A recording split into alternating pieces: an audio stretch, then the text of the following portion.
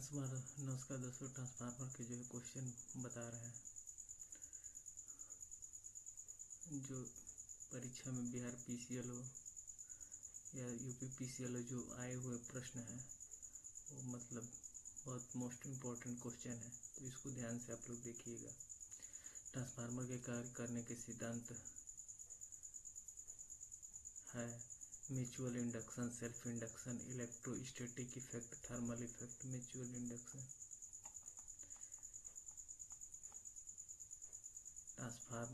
दूसरा क्वेश्चन है, ट्रांसफार्मर का कार्य सिद्धांत निम्नलिखित में से किस पर आधारित होता है? फैराडे का नियम, ओम का नियम, किरचॉफ का नियम, फ्लेमिंग का नियम।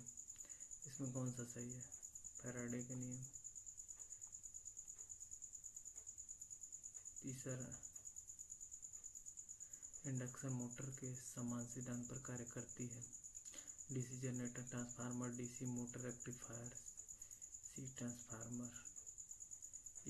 चौथा क्वेश्चन है, स्टैटिकली इंड्यूस्ड ईएमएफ का एक उदाहरण है। Transformer, generator, motor, battery. Transformer transformer किस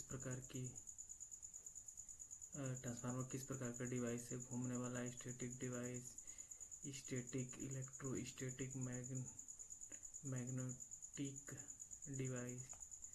स्टैटिक डिवाइस है, बी इसमें सही है। फ्रीक्वेंसी में परिवर्तन के बिना विद्युत ऊर्जा को एक एसी सर्किट से दूसरे एसी सर्किट में बदलने के लिए इस्तेमाल किए जाने वाले स्टैटिक डिवाइस को कहा जाता है generator, induction motor, alternator, transformer. Transformer का प्रयोग परिवर्तित करने के लिए किया जाता है। फ्रीक्वेंसी, पावर फैक्टर, शक्ति, वोल्टेज। एक ट्रांसफार्मर में सेकेंडरी टर्न में पैदा हुआ वोल्टेज होता है प्राइमरी वोल्टेज के साथ इन फेज में, प्राइमरी वोल्टेज के साथ 180 अंश फेज से बाहर, प्राइमरी वोल्टेज के साथ फेज में इनपुट वोल्टेज के समान। बी, प्राइमरी वोल्टेज के साथ 180 फेज के बाहर। ट्रांसफार्मर की कोर बनाई जाती है annealed copper, aluminium, silicon, steel, मौसमी लकड़ी। B, silicon steel.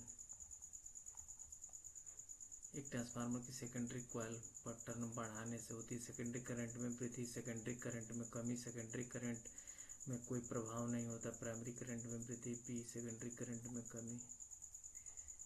ट्रांसफार्मर निम्नलिखित पर कार्य करता है केवल एसी सप्लाई पर, एसी एवं डीसी सप्लाई पर, केवल डीसी सप्लाई पर, इनमें से कोई नहीं, एसी सप्लाई पर।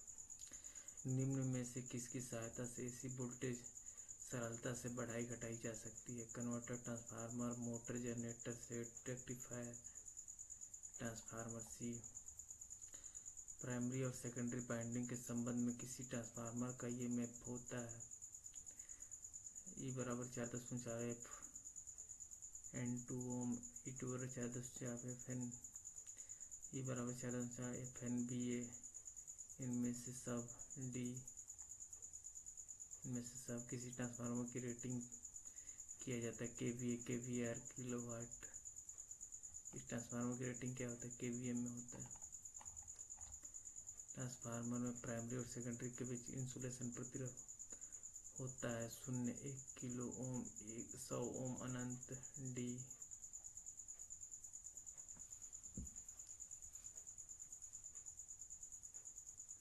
एक सेकेंडरी वाइंडिंग में प्रेरित ईएमएफ किस पर निर्भर करता है? टर्न की संख्या, फ्लक्स और भी तारों की संख्या। इसमें कौन सा है? टर्न की संख्या और फ्लक्स और भी दोनों।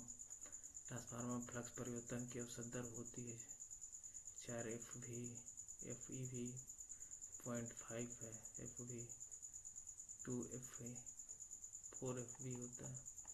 एक ट्रांसफार्मर में जिस वाइंडिंग को विद्युत ऊर्जा प्रदान की जाती है उसे कहा जाता है द्वितीय वक्र, प्राथमिक वक्र, सेकेंडरी सहायता, जिसमें हम जो रहता है विद्युत धारा देते हैं प्राइमरी, जिसे लेते हैं सेकेंडरी कहते हैं। ठीक है।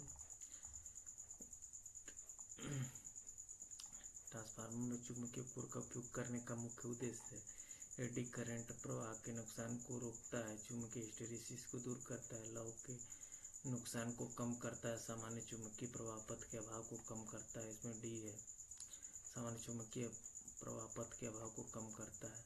ट्रांसफार्मर में मैग्नेटिक फ्लक्स का रास्ता वाला होता है। उच्च रिलक्टेंस निम्न प्रतिरोध